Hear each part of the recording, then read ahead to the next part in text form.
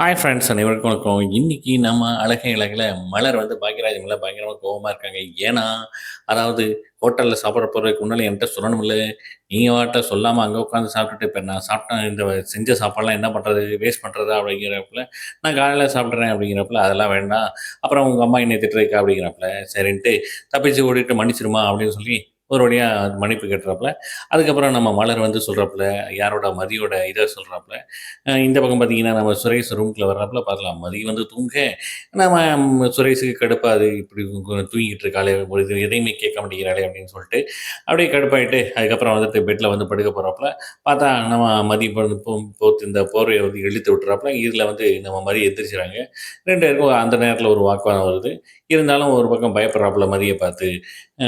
இந்த பக்கம் பார்த்தீங்கன்னா, காலையில நம்ம மதி வந்து எந்திரிச்சுட்டு 4 மணிக்கு நான் ஜாகிங் போப்போறேன் அப்படின்னு சொல்ல, அதெல்லாம் வேணாம்.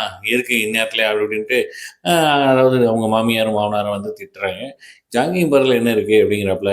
அதெல்லாம் வெளிச்சம் வந்ததுக்கப்புறம் போ முடியாது. நான் வேலைக்கு வேற போணும் அப்படிங்கிறாப்புல.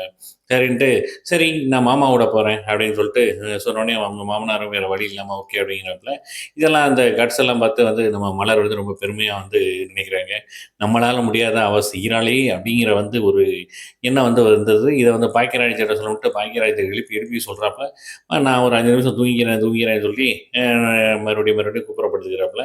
பட் இருந்தாலும் வந்து நம்ம மலருக்கு வந்து பார்த்தீங்கன்னா, இது வந்து ஒரு அதிர்ச்சியான ஆச்சரியமா தெரியுது. ஏன்னா, இத்தன நாள் வந்து நம்மள வந்து இப்படி உட்காந்துருக்கோம். ஆனா இன்னைக்கு ஒருத்தி வந்து அ வெ இப்படி வந்து சூப்பரா பண்றாளே அப்படின்ட்டு ஒரு ஆச்சரியமா பார்க்குறாப்புல. ஒரு எபிசோட மிஸ் பண்ணா